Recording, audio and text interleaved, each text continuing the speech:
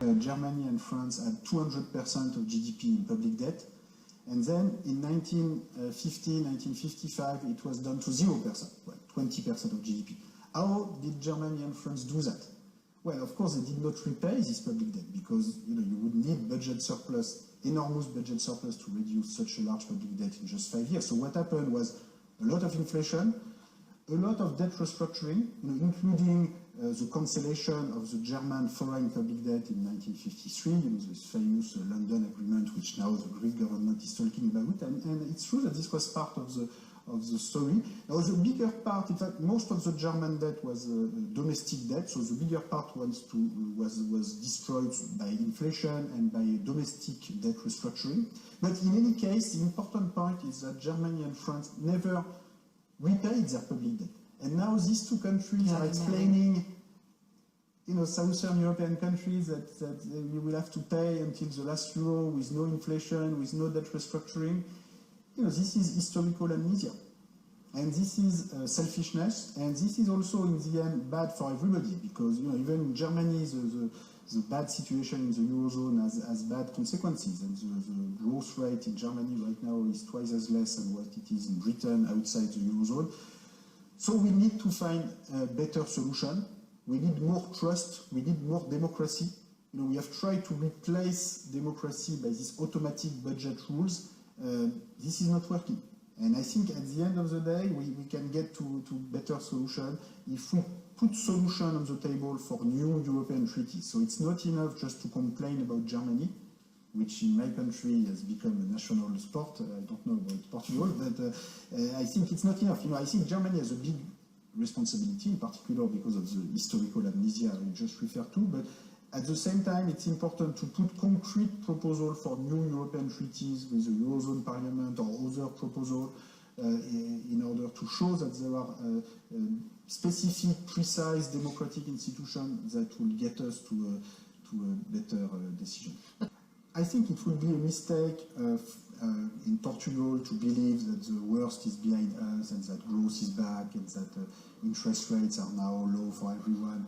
I think the structural problem of the Eurozone and therefore of Portugal are not over. Yeah, I think, a single currency with 18 different public debt, 18 different interest rates, 18 different tax systems in competition with one another. Well, this is a system that doesn't. So it's not only a matter of left or right, it's also a matter of just looking at the historical evidence. The view that the only way to reduce deficit is to have austerity is just wrong historically. This is not what we observe in history, and it is a bit strange that now countries like Germany or France, who never repaid their public debt after World War II, are now explaining Portugal or Greece or Spain that everything should be repaid until the last euro with no inflation, no debt restructuring.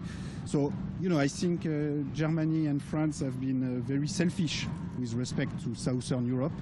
And also very inefficient in their decision, because now the situation in the Eurozone is that unemployment has increased a lot, in particular youth unemployment, and it's very difficult to reduce public debt with such low growth and high unemployment. So I think France and Germany have to accept that they are partly responsible for the bad situation in Southern Europe, and that we need to reorient this policy.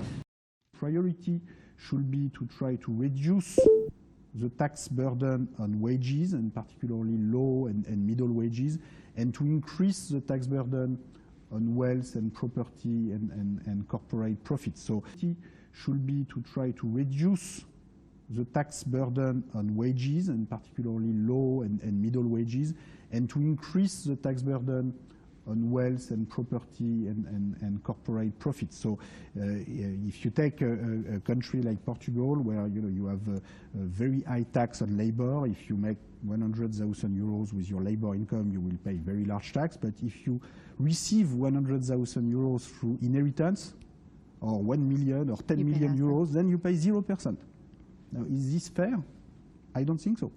I know that this is an issue that is being discussed in Portugal right now, the possibility of introducing an inheritance tax, and I think this will go in the right direction if this will allow to reduce other tax like social contribution and wages and labor taxation in general. I think it's very difficult in the long run to have a single currency with 18 different public debt, 18 different interest rates, 18 different tax systems in competition with one another. So for some tax, in particular, like the corporate tax, I think if we don't have a common corporate tax, in the long run, this will be 0% on large corporations, and therefore we will have to overtax the people who stay there. So in particular, low-wage labor, middle-wage labor, consumption, we will keep increasing the tax on those people who cannot move.